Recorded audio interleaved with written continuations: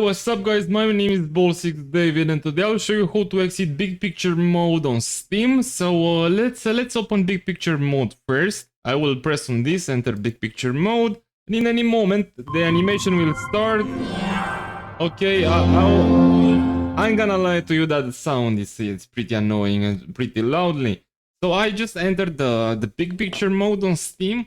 So let's to escape that, to exit the big picture mode, you'll just have to press the S button. Then you'll see here down power, press on the power button, and you'll find right now exit big picture mode. Let's press on that, and everything it's back to normal. But for some reasons, let's say every time your Steam client is opening in big picture mode, that's for a reason. Let's change that setting. So let's go to Steam.